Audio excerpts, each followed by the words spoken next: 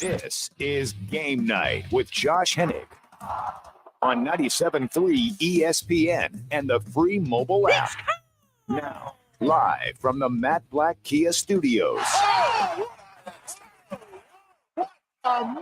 Here's Josh Hennig.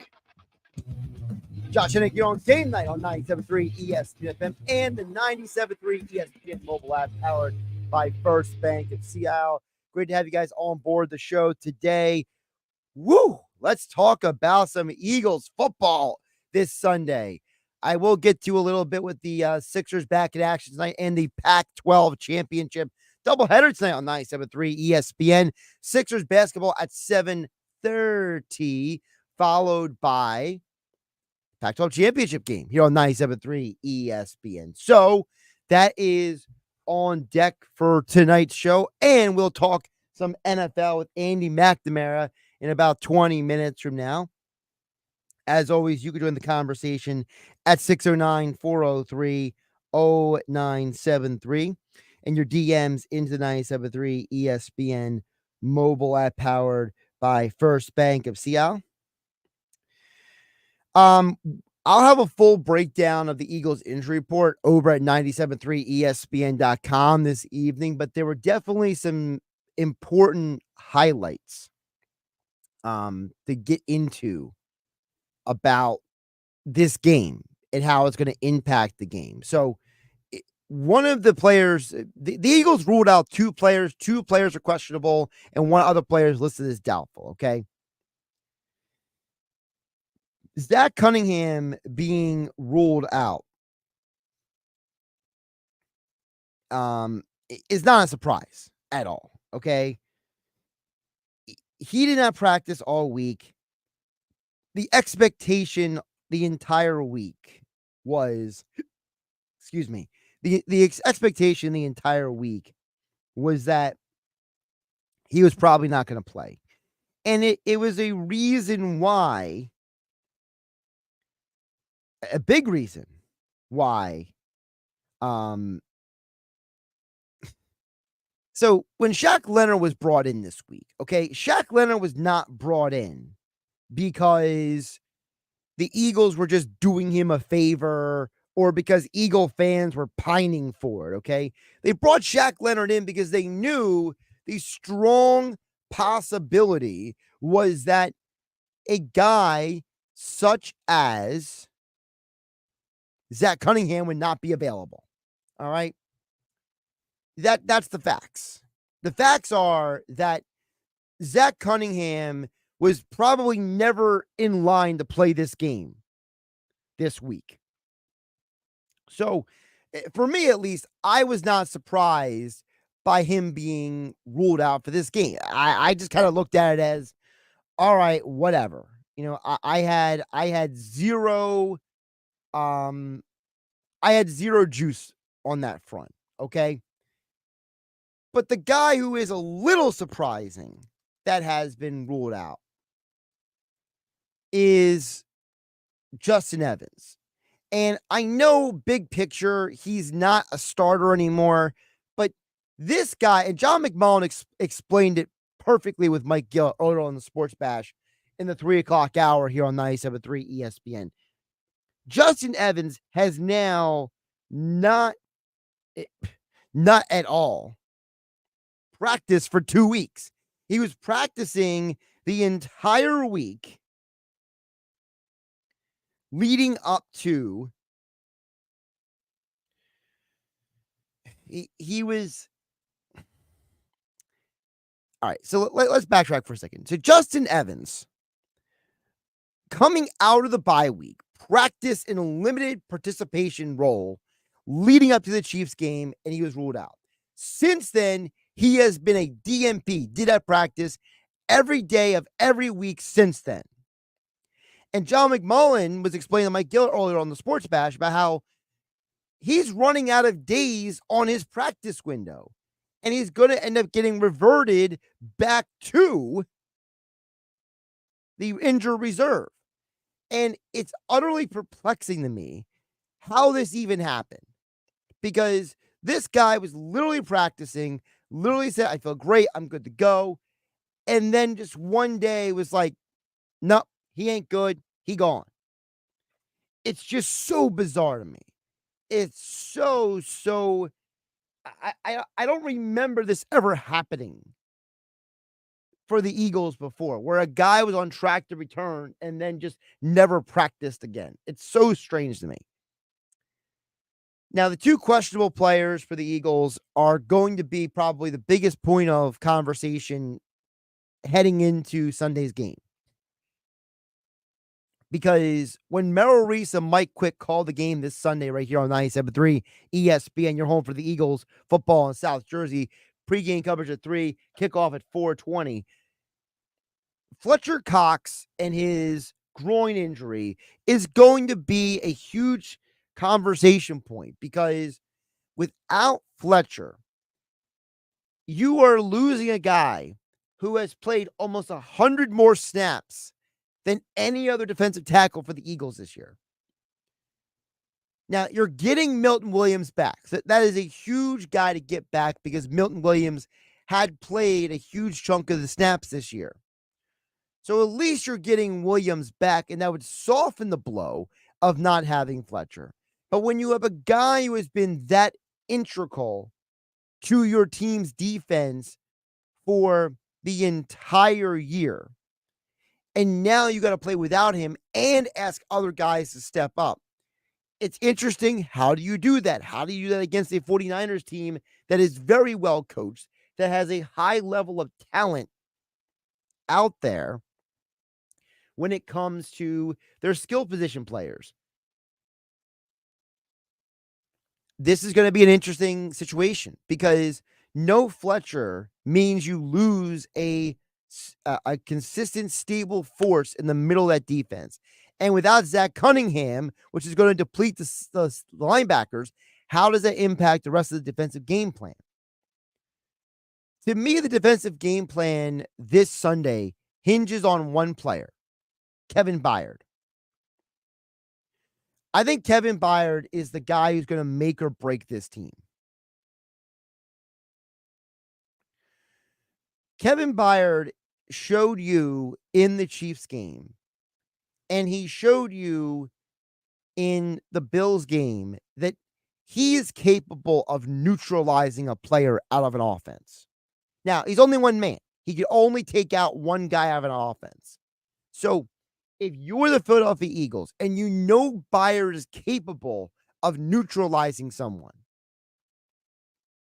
who is the person that you risk neutralizing for the sake of letting somebody else get targets? Who is that person for San Francisco? Because if you neutralize Kittle, Deebo Samuel and Brandon Ayuk are still out there. Christian McCaffrey is still out there. If you neutralize Deebo, if you neutralize McCaffrey, the 49ers have shown you in the Kyle Shanahan era that when he has offensive weapons, you take out one, they just go to another guy, and they go to another guy, and they go to another guy. Brandon Ayuk has more receiving yards on fewer targets this year than Devontae Smith. Christian McCaffrey is arguably the best running back in all of football. Deebo Samuel is one of the best offensive weapons in the NFL. And Kittle, the argument can be made that he is at worst one of the three best tight ends in football. So for me, I'm looking at this as if you have Byard, and Byard is the guy who is going to neutralize somebody, who is the person you neutralize to let everybody else potentially beat you? Because there's no way that every player on the 49ers is getting shut down. It's just not happening. There's a reason why the 49ers are 8-0 this year per NFL stats and info, where both Deebo Samuel and Trent Williams play. Because the 49ers have so much talent and so many weapons and so many guys who could do so many things that, for me, I look at the 49ers as one of the most dangerous teams in the NFL offensively. And for Philadelphia, you got to make a decision. Who are you going to let hurt you? It's like when you go into a fight, if you're a boxer or an MMA fighter, you're not going to avoid ever getting punched or kicked. So you just got to figure out, okay, what amount of contact am I willing to take in order to take it to the other guy in the fight? So if you are a football team, you're not going to shut down the 49ers. You're not going to shut them out. You're not going to limit them to just one touchdown. They're going to score points. So how you let them score points, in what manner you let them score, is going to matter in this game. And Kevin Byard is going to be a huge key to that, because whoever he neutralizes, if it's the wrong person, Eagles could lose this game. On the flip side of the injury report, Eric Armstead, the defensive tackle, he is the number one defensive lineman for San Francisco.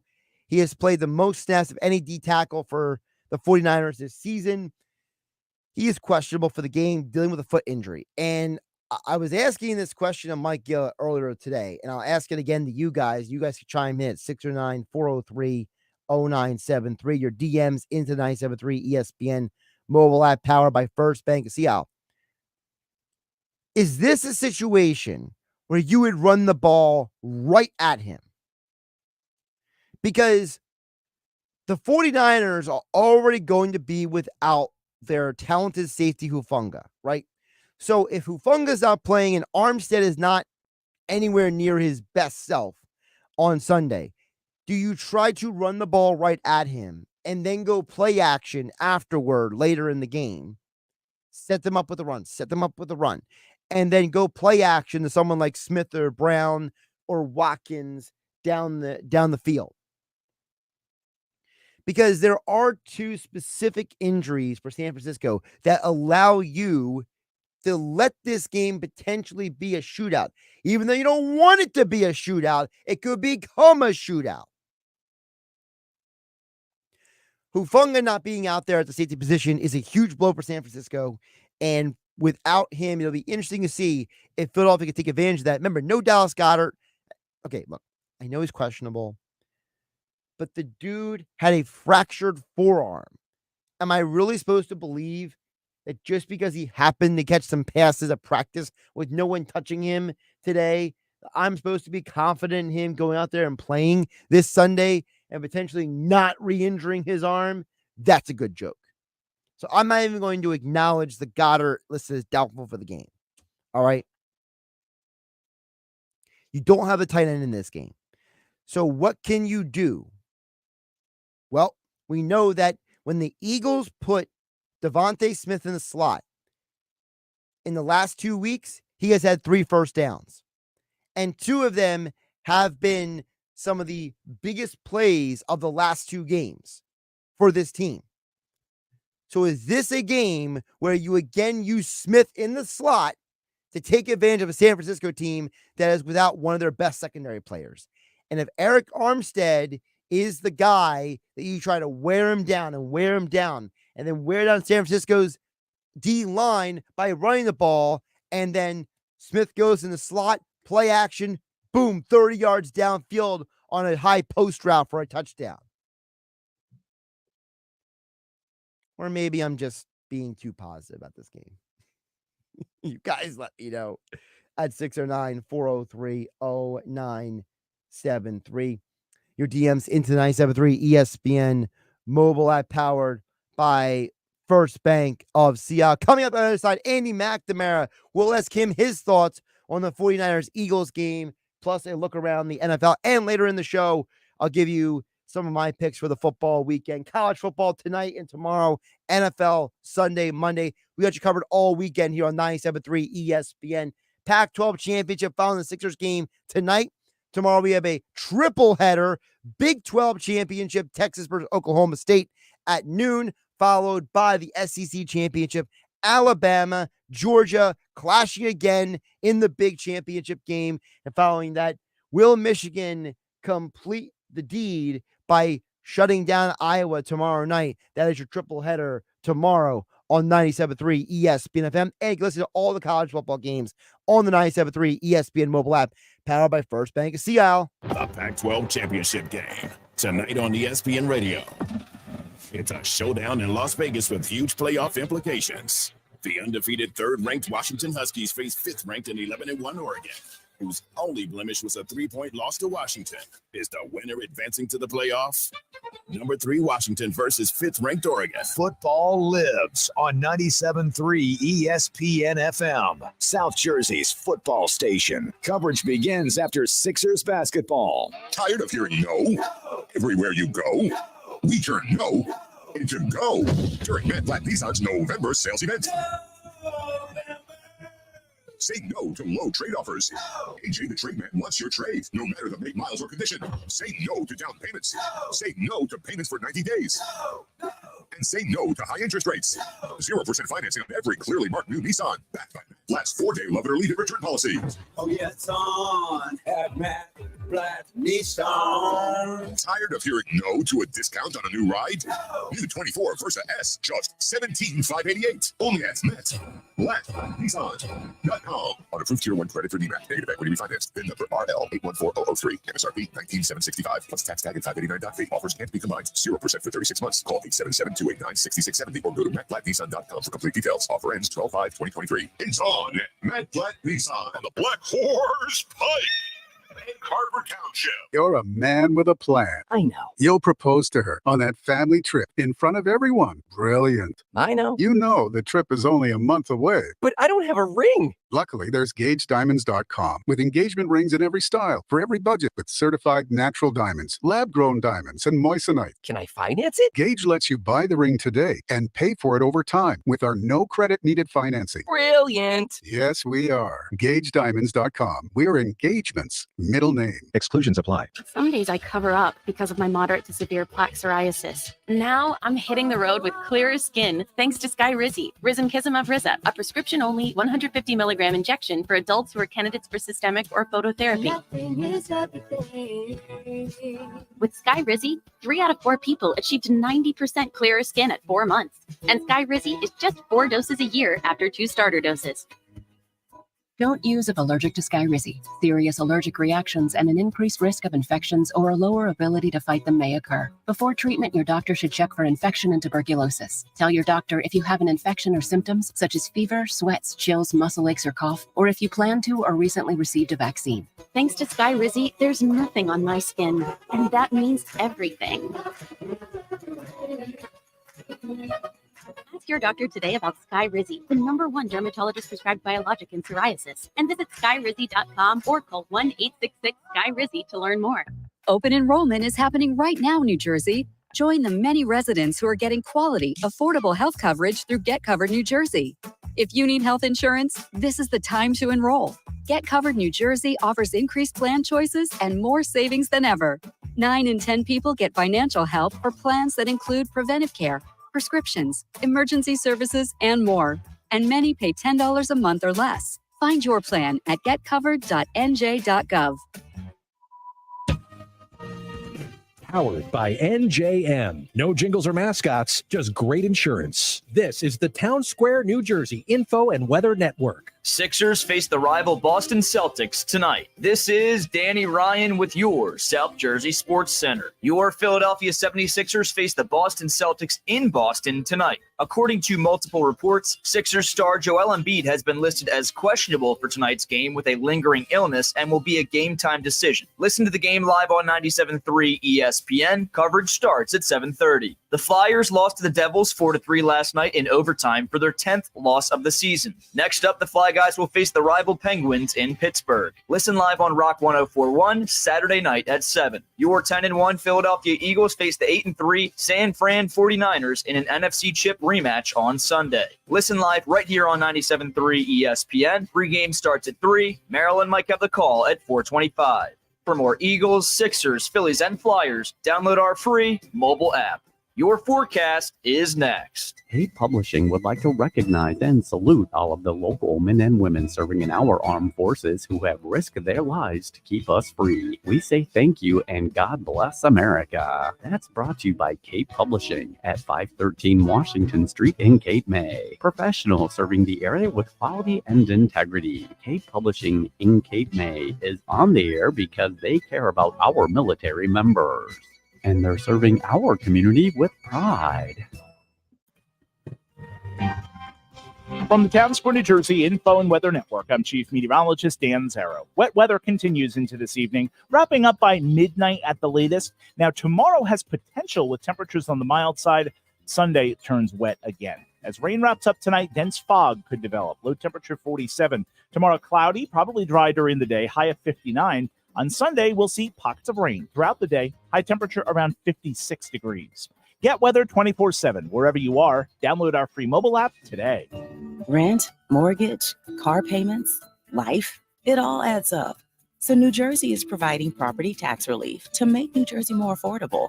Up to $1,750 for homeowners and up to $700 for renters. That's real New Jersey property tax relief to use for the things you need most.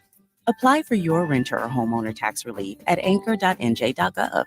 Again, visit anchor.nj.gov to apply today. You're listening to Game Night with Josh Hennig on 97.3 ESPN and the free mobile app. All right, let's get into the NFL weekend now. Of course, he is back for another football week. Thanksgiving's over. We're getting into the nitty-gritty of the NFL season. And there's no one who's going to be a bigger fan of Joe Flacco this weekend than my guy, Andy McNamara, joining me here on Game Night on ESPN. Andy, welcome in. How you doing, my friend? Oh, it's Joe Flacco week. Josh, it's Joe Flacco week. Yeah, doing great, man. Doing great. I'm Joe Flacco. Listen, I literally have written down on my sheet as one of my picks this weekend. I hate to disappoint you. Browns team total under 18.5. I literally have it written on my sheet here. So, oh boy. Well, it is. Sorry. It's tough to argue that. I'd like to come in with a hot take to disagree with you, Josh, but it's 38-year-old Joe Flacco who hasn't played full time since he was replaced by Lamar Jackson in Baltimore. Funny enough, his last win as a starter was against the Browns last year. So there's that. And his next win. Wow, they must have really been influenced then. Yeah. Oh, yeah. Well, and his next win is career number 100. Apparently, the arm power is there. He's working on touch. I don't know. But here's the thing. I was having this conversation, and listen, you and I have talked about quarterbacks for years now. Yeah. Okay. I feel like either you and me, and then me and Emery Hunt. I feel like my entire time at 97.3 ESPN has been quarterback conversations. Right. At some point there, and I always say to you guys, and you guys typically agree with me on this, that I don't care how powerful your arm is. Like, some dudes are just gifted. Okay. Yeah. Flacco, Jeff George, fill in the blank. Great athletes. Jake Locker. Remember him coming out of Washington? Yeah. The Titans, Sure. There are tons of dudes who have physical gifts. It's what is going on upstairs that matters. And some guys are just better at processing information. And I'm sorry, I just don't know that Joe Flacco is that quick to the trigger as a gunslinger anymore. Absolutely. And here's the thing, though. If you look at how the Browns could win this game and how this offense could be designed, Flacco, scarily enough, might actually give you the best option because a moment is not going to be too big for him. That's one. Well, DTR looked like deer in the he headlights. is a better option than Dorian Thompson-Robinson. No one's arguing that. Or PJ Walker. XFL MVP. Thank you. But look, what I'm saying, Josh, is the offensive line is great. You have some real strong running backs in Jerome Ford and Kareem Hunt. The defense is dinged up. Denzel Ward is out. That's not good. Myles Garrett has one shoulder. He'll play. But if you play conservative, you can wear them down with the run game. This Rams team is not the defense from their Super Bowl year. They can beat you, but they can be beaten. So they're going to have to be sharp, and I don't know if they will.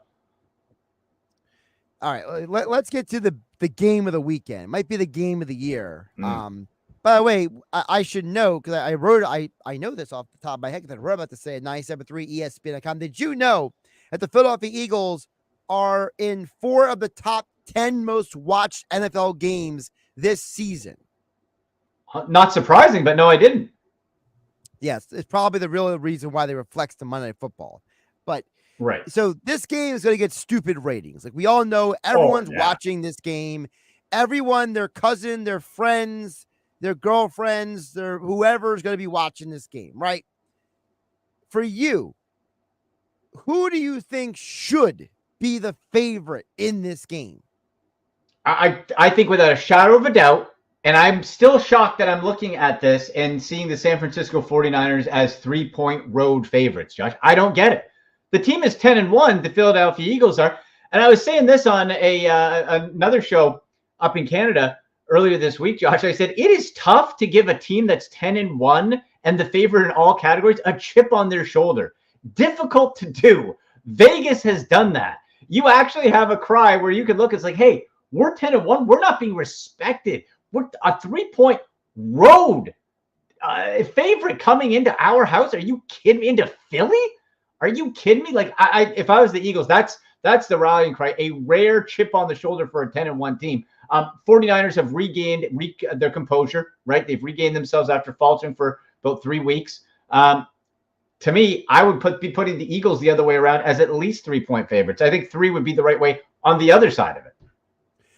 All right, so here's my theory, and I'm a little disappointed nobody has tried to move me off at this point the entire week. Okay. So maybe you can be the final person who can give up the good devil's advocate, or maybe you just end up agreeing with me. We'll find out. Okay. So my theory is that I think that the odds makers say that the 49ers are the healthiest they've been all year, and the Eagles are banged up at positions that are a huge disadvantage against the 49ers, specifically Zach Cunningham being ruled out, no Nakobe Dean for weeks now, Fletcher Cox questionable with a groin injury. Also don't forget about the Dallas fact Goedert. I was going to say no Dallas Goedert in this game. I was also going to say, don't forget no Avonte Maddox this year. He's one of the better nickel corners in the NFL. So how are you slowing down San Francisco? And I think that's why the odds makers say, look, we can't rationalize making the Eagles the favorites. Your answer to that. I would say great points, but my thinking is you have Jalen Hurts, they have Brock Purdy. And Brock Purdy, as we know, has been a sensation, but we've seen this year, Josh, Brock Purdy get figured out, and Brock Purdy looked like he was the last pick in the NFL draft on at least 3 occasions. I have not seen that with Jalen Hurts. Perfect season? No. But this guy's an absolute stud. And to me, it's whoever has the better quarterback, despite the injuries, are going to win this ballgame. Now, look, this is not going to be a cakewalk for the Eagles, obviously. You got Christian McCaffrey, who's a game wrecker, right? You got the defense. There are the pieces for this to be what I think we all hope is an exciting, close game, which on paper it should be. This really, Josh, should come down to a last, the time's expiring field goal. And that's truly a pick 'em. So that's where I'm at with it. I think it is a pick 'em, but I always try to lean with the better quarterback, and that's without a doubt Jalen Hurts. So my counter to that, because you mentioned the 3 games the 49ers lost this year, right? Mm-hmm. That's what you're referring to. When the Browns broke them and then they went on the slide for a little bit. Yeah. Right. Well, the thing is that no Deebo Samuel for those games. Christian McCaffrey missed one of those games. Trent Williams missed 2 of those games. They had guys injured. So was that really Brock Purdy's fault, or was it the fact that the talent around him took a major drop off? I still think you had enough talent. Deebo Samuel, hell of a weapon. Yes. You still had Kittle. You still had McCaffrey. Now, McCaffrey got banged up a bit. He was yes, he not did. Not 100%. But you still have weapons. You still got Ayuk, right? And Jalen. Okay, let's look at Jalen Hurts. Hasn't had Dallas Goedert. He's been a safety valve for his career, right? To a certain degree. But here's the thing. The Eagles scored more points last year without Goddard than with him. Yeah, but the thing is, you still have that option to go to. You could use that as an excuse. You could, right? But they don't. I still maintain Brock Purdy dropped the ball. He is good to a point. And then if things aren't perfectly laid out, let's look at it this way. everything for a Brock Purdy and really in a Kyle Shanahan designed offense where if everything's working, you can't stop it. The white picket fence offensive line, the cut and go. That's why you can plug and play in a 6th round running back. That's why you can put in a quarterback who's the last pick in the draft. If everything's right, it works great. But if something's off, it tumbles. That's the difference to me. You can tumble if you're the 49ers with that. I think the Eagles are more resilient, and I think Jalen Hurts, again, is the better quarterback. And, hey, you know what? It's not his fault. His top weapons aren't injured. Andy McNamara joining us, the host of the Sick Podcast at Andy MC81 on Twitter, joining us here on Game Night on 97.3 ESPN FM, the 97.3 ESPN mobile app powered by First Bank of Seattle. Now, with all that being said, one of the questions I asked for you came on. I'm going to present it to you, Andy, is Kevin Byard has shown us that he is a neutralizer. He can take a guy out of a game. So, who is the guy that you can take out of the 49ers game plan and be least hurt by the rest of the guys? So, like, who would it hurt the 49ers the least? You mean? So, like, for example, like if you're the Eagles and you got, we mentioned them, McCaffrey, Kittle, Samuel, Ayuk. Who's the guy if you take out of the 40? Because, like, let's say that Byard is the neutralizer. Okay. Like he's the, remember the Arnold Schwarzenegger movie? You have just been erased, Yeah. Oh, eraser. Like, what a rare eraser reference. That was like a big 90s movie, wasn't it? It wasn't a good one. I didn't say it was a good movie, but I've seen it, and it's just the lines in my head, I never thought I would hear a Arnold Schwarzenegger not Terminator, eraser reference. Anyway, erased. Amazing. I love it. Okay, keep going. So let's say he's the eraser, right? Let's say he erases one guy. You have to pick one guy to erase to make sure the rest of the guys don't hurt you more. Who is that one player? Christian McCaffrey, period. Now, Deebo Samuel's close behind because, boy, you take Christian McCaffrey out, we know and we've seen. Deebo said you can line him backfield in, out, all over the place. So he's there. Deebo Samuel's right behind. But I think when Christian McCaffrey is cooking, man, like you just can't stop it.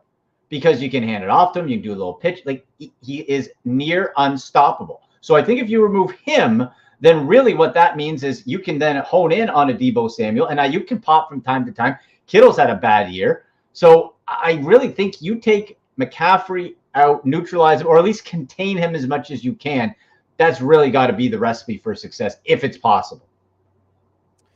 Yeah, I'm trying to figure out how the Eagles win. Like, I think the Eagles are going to win the game because they're at home, but I feel like that's not enough. Like I feel like I need to come up with more reasons.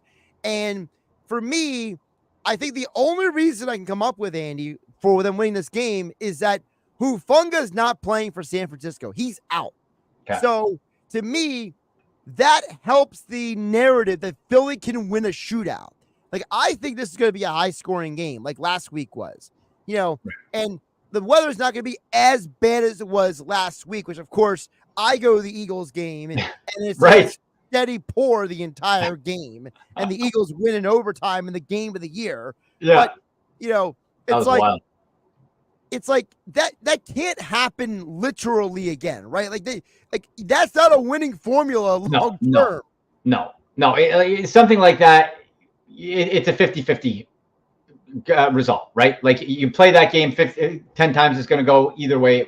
You have to have a reason why. So outside of the home field advantage, outside of, San Francisco, it's coming a long way. Kyle Shanahan, they got the team ready for that. That shouldn't be too big of a deal. Again, I think a shootout benefits the Eagles. You don't want this a grinded out 16-13 thing. I think if it's low like that, 49ers win this game. If it's a shootout, I want Brock Purdy to have to keep up. That's what I would want as an Eagles fan. I want Brock Purdy to have to keep up with me. I want Brock Purdy to have to go toe-to-toe, point for point with Jalen Hurts. I don't think he can do it. If you're popping points like the Eagles in scoring, you win this game. Again, if it's more of a grind out, that's where I start getting concerned for Philadelphia. Andy, if Philadelphia loses this game, why did it happen? I think, well, if it happened, I think it probably goes back to your point of the injuries on defense to Philly, and it meant that you probably did not contain Christian McCaffrey and or Deebo Samuel, right?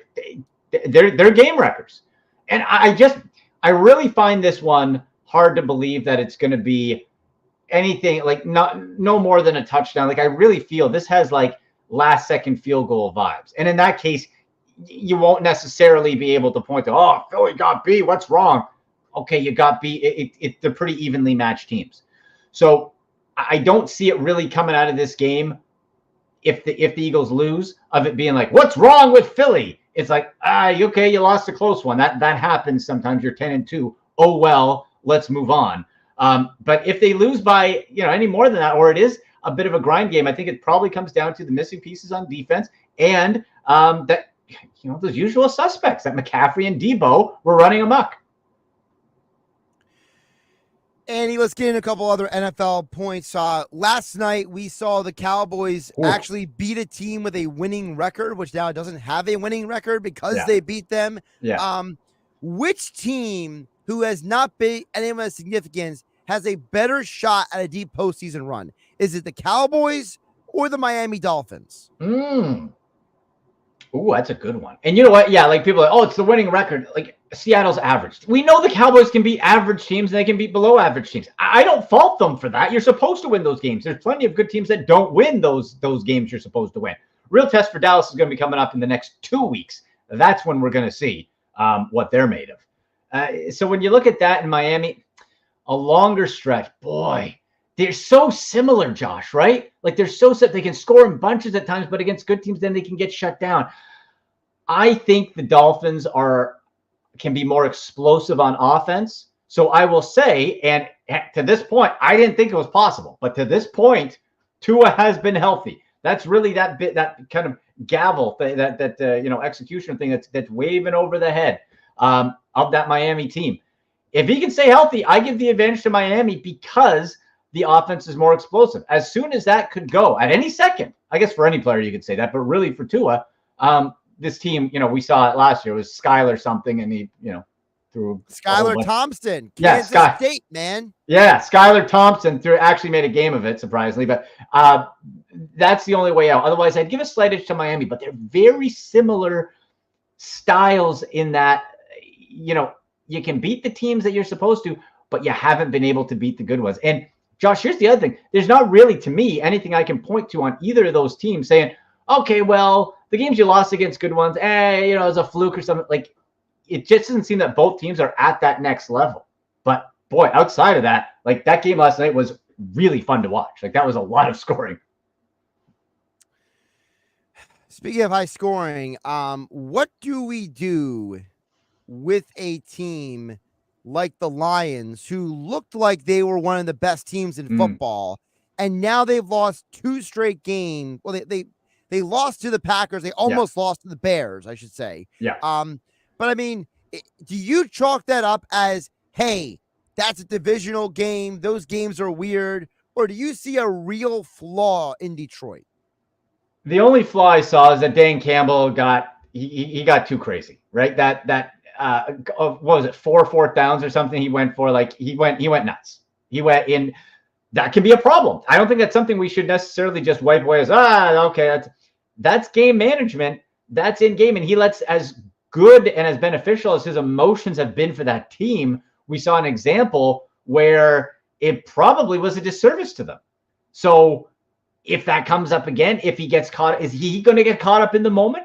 Or is he going to be able to have either someone else or himself calm himself and call a better game? That's the unknown here. Here's what I picture.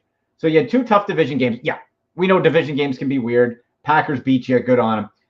I think this is an absolute smash job on the Saints. And not just because the Saints aren't that good, 5-6. I think, Josh, that Dan Campbell, we mentioned the emotion there, right? And that was a disservice. Well, when you're winning, when you have that winning record still, it can be a real benefit. And I think he's going to have them biting kneecaps and frothing at the mouth and wearing NWO shirt, getting ready to go, because that's what he's going to be able to do for that team, to be able to say, hey, we lost. Everyone's writing you off. We know how the speeches can go, and the team buys into him, and he's going to have that team fired up. I would absolutely put a smash spot on the Lions winning in New Orleans. I think this is a get-right game, and we come out of this one, Josh, and think, oh, okay, well, the Lions made a statement on Sunday. 2 more for Andy McNamara from the Sick Podcast. Like, subscribe, download wherever you get your podcast. Joining us here on Game Night on 97.3 ESPN. Andy McNamara, as of December 1st, you have the permission to change this at any point over the next month. Okay. Your 3 finalists for MVP right now are. Oh, okay. Okay, and I can change it. I'm giving Right? you full permission to change it. Like when we talk, because we're going to talk every week, right? Yeah. So, when we get closer to Christmas, you can be like, dude, I said this on December 1st. Now it's December 22nd. I'm changing my mind. You have full permission to change it. Oh boy. Okay. Let me see here. This is tricky. All right. So I'm going to say my top 3. Okay. First of all, I hear Dak Prescott getting into the conversation. I'm pumping the brakes on that. Okay. I'm not quite there. He is second in the NFL in completion percentage. I know. I got to see I got to see what we were talking about, the good teams. You go beat Philly, Dak. Then come back to me. You beat Philly. Right. Come on. Okay. Not yet. I'm going Jalen Hurts. I got to go Patrick Mahomes still, even though the season isn't what they're expecting. I still have to put him up there. I'm not going to do Lamar Jackson. And I got Josh. If we have to, it's going to be a quarterback, I think. And I guess you could go back to me and say, well, Andy, why not Dak then? I guess we have to kind of consider Tua, right? I think I have to put Tua kind of right up there. So I'll say those are my 3 right now. All right. So we both agree on Hurts. Okay. Yeah. I vehemently disagree with you on Mahomes and Tua, though. Okay. I think Mahomes is getting recognition because his name is Patty Mahomes. Because he's Mahomes. Yeah, right. I think so too. But and Tua, you just made the argument against Tua yourself. I know. So my other 2 are CJ Stroud. Because if that dude gets to the postseason, who's he throwing to? Tank Dell? Noah Brown? Nico. On. He's got the worst receivers on earth. And he can lead the Texans to the postseason for the first time, 4 years? Like, that guy's got to be an MVP finalist. With nothing. My only thing is, though, he'll be Rookie of the Year, no doubt. And I love the CJ Stroud story. And I was as on board as I was with Jalen Hurts pre-draft with CJ Stroud, and I'm a truther to him as well. I just wonder, Josh, if we're thinking, like, has there ever been a Rookie of the Year and MVP in the same year? I don't know. I'd have to look into that. I don't know off the top of my head, but I mean, you can still be a finalist. You can still be a finalist. Yeah. Look, I won't argue with you on CJ Stroud at all. I think it's an absolutely remarkable story what he's been able to do, and the lower turnovers overall. It's had a couple blips there, but again, I want to see down the stretch a little bit. I just feel like, man, like Tua, when that offense pops, it's just so good. It's just so good. If I'm picking today, though, my number 1, like I would stop and start with Jalen Hurts personally if I had to pick one. And so my other guy, you mentioned the Dolphins offense, is Tyreek Hill. Going down QB.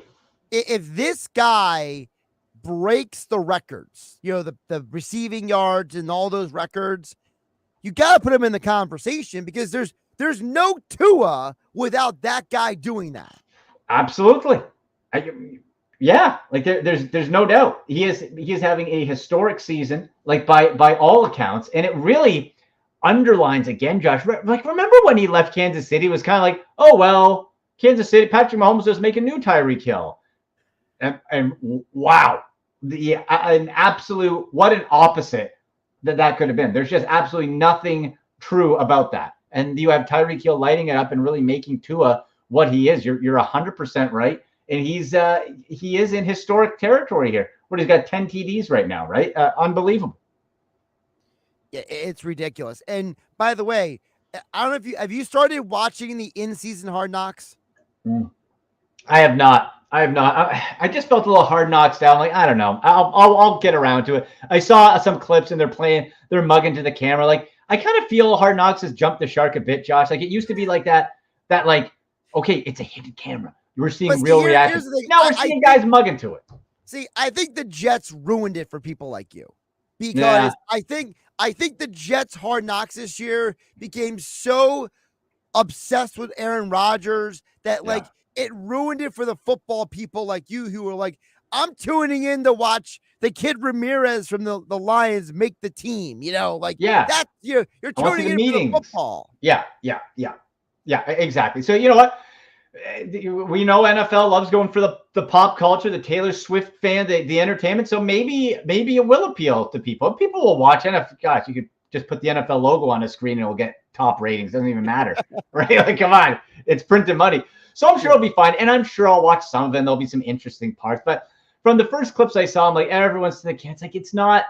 It's turned into just reality. What reality TV is now compared to, let's say, the real world. Remember, like way back. Oh my gosh, like when reality TV first was, it was the same ideas what Hard Knocks was, and you got like legitimate interactions, like authentic. Now it's people dropping F-bombs all over the place and just looking at the camera.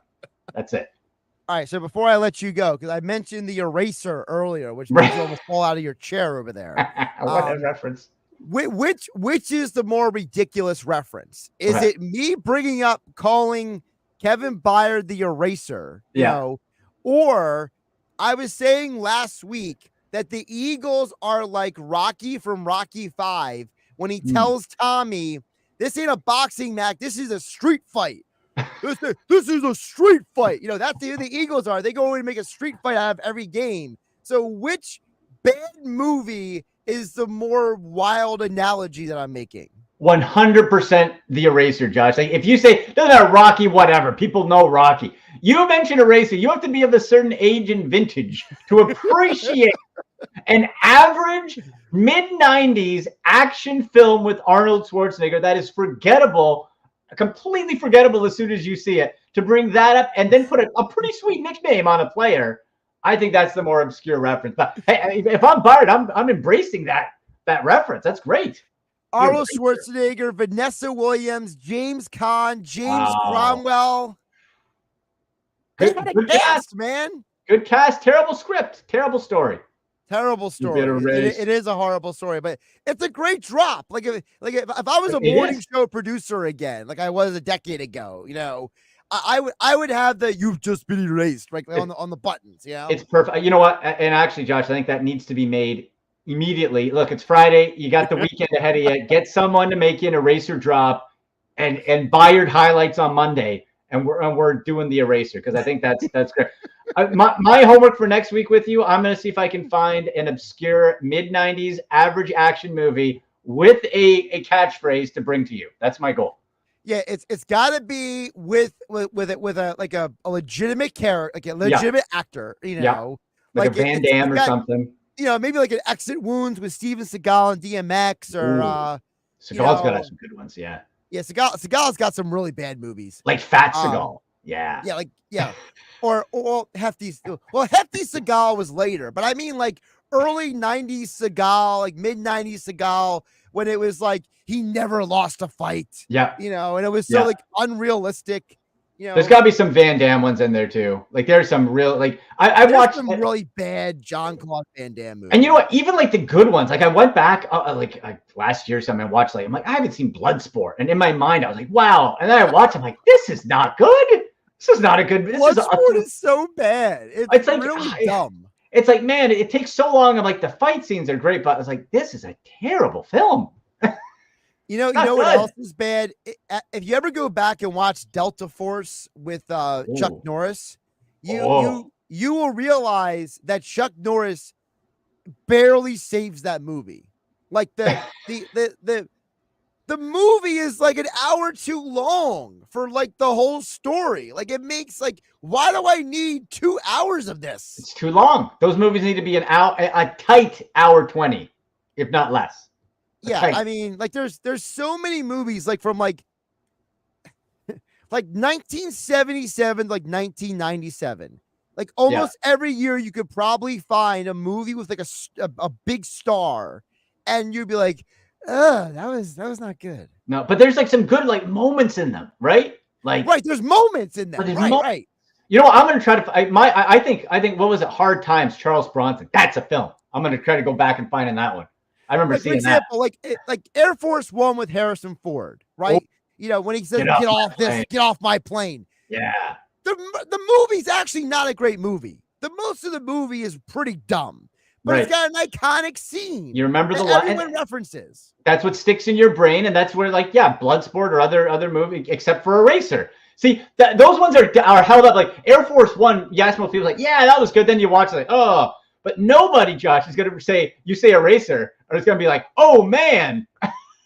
By the way, before I let you go, you know what other U.S. president movie was like? People have this like nostalgic view of it, and then when you go back and realize, like when you watch it, that it wasn't great. That president movie with Michael Douglas. I'm trying to remember the name of it.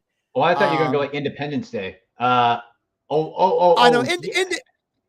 Independence Day held the test of time because you realize all these years later that they actually had a great formula, and that if more movies like copied that, they probably have been better. Funny enough, I just Googled it. It is called The American President. The American President. The movie stinks. I never saw that one. It's almost like hey, what if we made Bill Clinton into like a better looking dude? 1995. Like basically. Yeah. 1995, yeah. Martin Sheen too. I'm telling you, not a good movie. But people have this like nostalgia, like, oh, Michael Douglas, and it's like, good U.S. President Dave. Remember Dave, where the guy was the impersonator? I like that one. That's not an action movie though. Now, tweet us. What's your favorite obscure mid-90s movie, kids? At AndyMC81 on Twitter. By the way, the American President, Michael J. Fox in it, for goodness sake. Like it did. I'm looking. Wow. Yeah. Spin City was a good show. What a cast for such a mediocre film. Annette Bening? Oh my God. That should have been Annette Bening, Martin Sheen. Oh my goodness. Disappointing. Richard Dreyfuss is in it. I forgot. You got Dreyfuss? Okay. Gail Strickland's in it. I mean, you got some people in this movie. So that means that movie cost a ton to make and probably made like not a lot. There's no way they made their money back on that. There's no way. All right, I gotta run. I gotta let you go. I'm gonna watch a bad '90s movie tonight. You got me amped up. Yeah, text me later about it. Okay, right? not Eraser though. All right, buddy. See ya.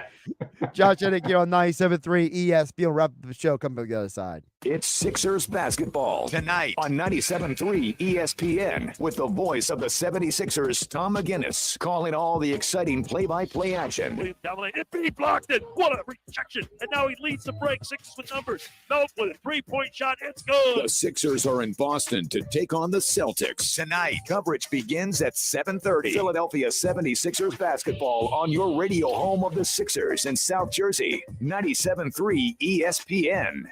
97.3 ESPN has teamed up with Seize the Deal for incredible weekly offers from some fantastic local restaurants. Here's this week's big deal. Get a $50 gift card, good for Yori's Waterfront Restaurant in Wildwood, New Jersey for just $25. This great deal is on sale now at seizethedeal.com. Hurry, this deal will sell quickly. For more information on this great deal, go to seizethedeal.com. That's seizethedeal.com. Seizethedeal.com. Dell's Cyber Monday event is their biggest sale of the year. Shop limited time deals on laptops like the stylish, innovative XPS 13, engineered to do it all on the Intel Evo platform. Plus, save big on ultra-sharp monitors and top brand accessories. It's the perfect time to upgrade any home, business, or gaming setup powered by Intel Core processors. Shop now at Dell.com/deals to take advantage of huge savings and free shipping. Again, that's Dell.com/deals. Hey, Birds fans, it's about that time. Football season is back, and Boardwalk Honda is giving you the chance to score big. Stop in and take advantage of game-changing savings all month long. Shop our lineup of new pre-owned and certified pre-owned Hondas. We have something for everyone, and credit problems are no problem with over 25 financial lenders to get you approved and on the road to victory. Visit us in Egg Harbor Township or online at boardwalkhonda.com. And remember, from Maine to Miami, nobody beats a Boardwalk deal. I'm Ebony Loren, and Febrez's new scent, Soothe and Restore, is so good I wrote a song about it.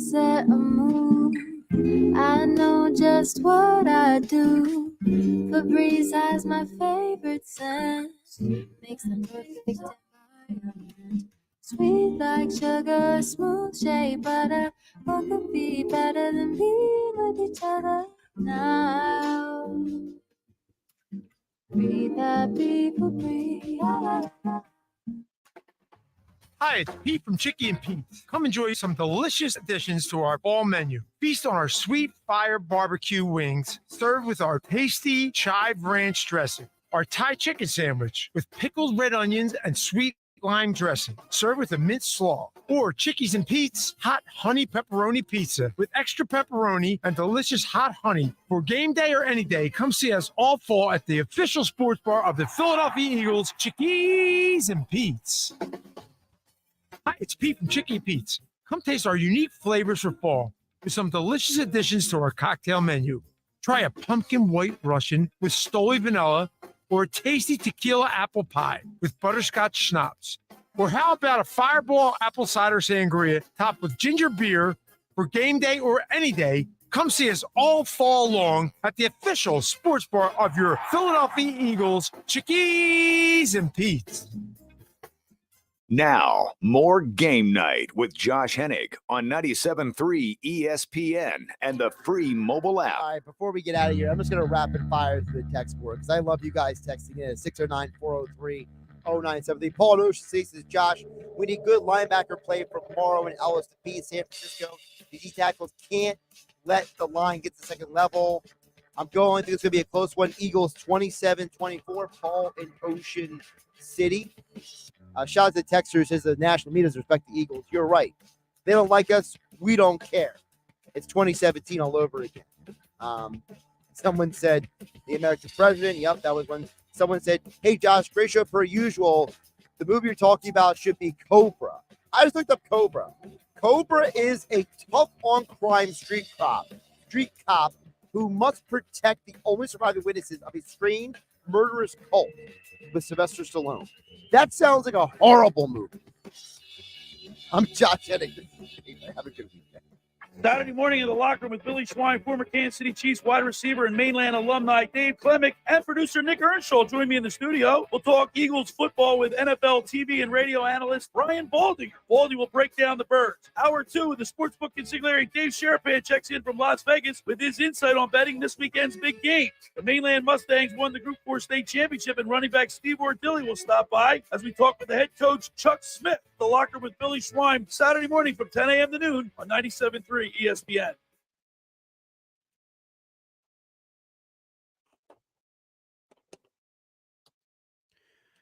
All right, everybody. So you guys get the picks today because we ran out of real estate and I talked to you along with Andy. So you're watching on the YouTube channel, like, subscribe, share it with your friends. Let people know if you want all of Josh's picks for the weekend. The picks for the weekend are on this sheet, and they're always going to be on the YouTube channel no matter what. I probably should have taken time last week to do my picks last week fully on the YouTube channel, but I didn't. So the bad job by me. So we're going to try to get into the rhythm of doing more YouTube-only content moving forward. So follow me on Twitter at Josh Hennig. Let me know how you feel about the picks. Like, subscribe, share with your friends. All right, here we go. So on the year, the college football picks on the year are 78, 44, and 1. All right. The two picks I gave out earlier on the Sports Bash on 97.3 ESPN was I like Washington plus 10 versus Oregon. I really like that pick. I just don't see Oregon blowing them out. Washington's a good football team. How am I supposed to believe that they can't win the game? Washington's going to be a close game. It's going to be an exciting game. I can't wait to watch it tonight. I also like the over 65.5 in this game. I just don't see a scenario where Washington and Oregon have a low-scoring game. You have two Heisman Trophy candidates, and both of them are basically auditioning to be the Heisman Trophy winner right now. So why not? Right? Why not? Give me 1 second, folks. I need to make an adjustment on the station log sitting next to me because I went to break a little late. So let me just move a couple things around and get a little sneak peek into the life of Josh where the work is never done. All right, that's better. That makes more sense. Okay. All right, back to the picks. Oklahoma State versus Texas tomorrow, Big 12 championship in Dallas. I am very uncomfortable with this spread. I feel like the odds maker are trying to steal people's money with this 15.5, so I'm staying completely away from it. The pick I like is over 55. I don't see Texas stopping Oklahoma State from scoring a lot of points. I think Texas probably wins the game, like 40-30 or 35-28 or something along those lines where it gets over the 55, but because here's the thing. It's either going to be a close game like 35-30 or Texas is going to win like 45-24. Like it's going to be one or the other. So I still understand what's going on in the Mountain West. I'm so confused why they went to a tie-breaking system made by a computer for this matchup. This is so much of a disadvantage to Boise State. UNLV is the underdog in this game, and the championship game for the Mountain West Conference is being played in Las Vegas. UNLV, University of Nevada, Las Vegas, has 3 losses this year. 2 of those 3 losses are on the road. So to me, take UNLV money line plus 115.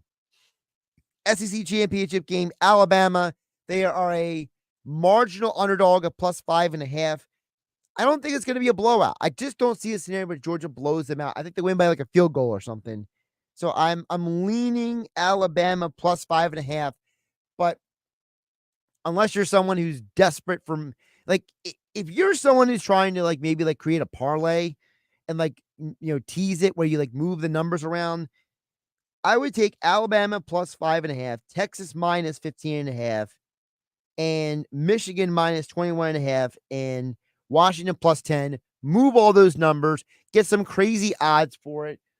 You throw $10 on, you're probably going to win like $400 basically if you hit all those legs. So, maybe not 400, maybe like 360 or something, but you guys get it. It's something that can really be worth your while. That's where we want to go with it.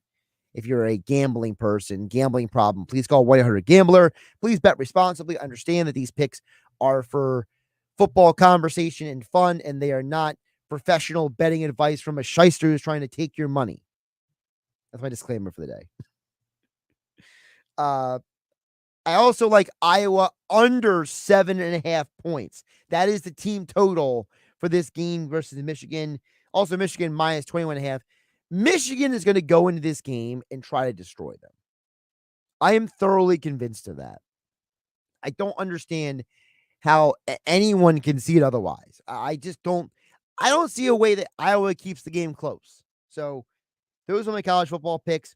NFL, I am 70-48-1 on the year, thanks to last night's 9.5 cover by the Seattle Seahawks.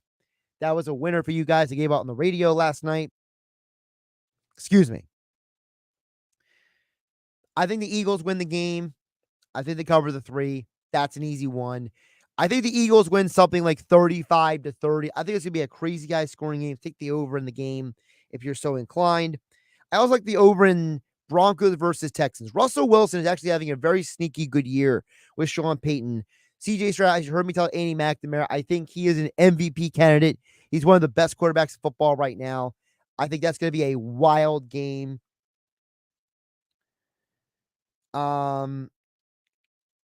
Falcons team total under 17.5. The reason why I say under 17.5 is because I think the Jets defense is still a elite defense, and the Falcons offense is straight trash. Don't be the person who gets suckered into, I have to play a side. I have to make this bet. First of all, you never have to make a sports bet, okay? But it's an analysis of the game here with 17.5. The Jets have an elite defense. The Falcons offense is a mess. There's no way they're scoring more than 17.5 points in that game. If they score 17, they'll be very, very fortunate, and they should thank the Lord that they're allowed to make millions of dollars playing below average football. on national television. That's who the Atlanta Falcons are. Okay. I like the Bucs to cover the 5.5 against the Panthers. I do not believe that firing Frank Reich and Deuce Staley and Josh McCown is suddenly going to turn Bryce Young into the greatest quarterback of all time. I think the owner of the Panthers is a delusional nut job. Dave Tepper has no idea what he's doing. I think the Bucs cover. It's in Tampa. I think the Bucs are just a better team than the Panthers as well. They should win by at least a touchdown. Browns, as you heard me told Andy McNamara, under 18.5 team total. Look, Joe Flacco doesn't make the Browns a Super Bowl contender. He makes the Browns respectable offensively. But being respectable offensively doesn't mean you're going to score 20 points against a Rams defense that is actually not bad, okay? I just don't think the Browns are a good offense. I think Flacco is going to have some trouble on Sunday. Remember, the game is on the road. It's just not going to be a great game. It's probably going to be like a Rams like 30-17 kind of game or 24-17. I just don't see a scenario where the Browns just start lighting it up. Listen, if Joe Flacco lights it up on Sunday with the Browns, I will come on the radio on Monday here on my YouTube channel at Josh Hennig, on the radio at 97.3 ESPN. And I'll tell everybody, I was wrong. Joe Flacco is way better than I expected. But to me, he's like an old gunslinger who doesn't have the ability to get the gun out of the holster fast enough to win the shootout in the Wild Wild West. Finally, Bengals at Jacksonville, minus 8.5. Look, let's have a conversation here for a second. The Bengals are not a good football team right now. They are bailing on their season. Jacksonville has still something to play for. Jacksonville is still playing to get into the postseason. Minus 8.5. That is a number that is put in place by the odds makers to make you think, ooh, that's a weird number. I wonder why they made that number. Why isn't it 7.5? Why isn't it 10.5? I think it should be more. I'm going to question my football sensibility. Stop overthinking. Sometimes in life, the easy answer is the best answer. Jacksonville is going to win that game by 10 points. End of story. They're the better football team. They have the better quarterback, the better offensive line, and they're the better offense. The only thing the Bengals have right now going for them is their defense. But the problem is their defense is starting to get injured as well. Sam Hubbard and other of their pass rushers, they're getting injured left and right. And if you're the Bengals, I just tell everybody, look, if you guys are hurt or banged up, we're just not going to practice you. We're not going to play you. We are just going to hit the reset button for the offseason, get the next year, because Burrow will be back and he'll be good to go. Look, the Burrow industry is the Burrow. I am having a weird day today. The Burrow injury is devastating for the Bengals. And it completely took the wind out of their sails. And look, the Bengals are a team that they are literally turning into one of those. They're turning into that car that it feels like it keeps needing a repair and it keeps needing to be worked on. It keeps needing more and more work and repairs. And at some point, you're just like, is it really worth it anymore? That's what that is. Okay. The Bengals are just a mess. They need to shut it down and just accept the fact that they have no chance of making the postseason. And I think they're starting to come to grips with that, but I think that they're still kind of hanging in that realm of, maybe. No, maybe. You're cooked. You're done. It is what it is. And by the way, their starting quarterback now, Jake Browning, is filling in for Joe Burrow. He's banged up too. So it's not like this team is healthy at all. So minus 8.5, it's another opportunity for the sportsbook to try to manipulate people. Not a fan of it. All right. Thank you for watching. At Josh Hennig on Twitter, at Joshua S. Hennig on Instagram.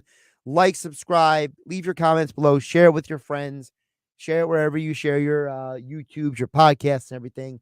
Thank you for watching. The picks will always be at the end of the show on the YouTube channel, whether it's football season or other parts of the year. So thank you for watching.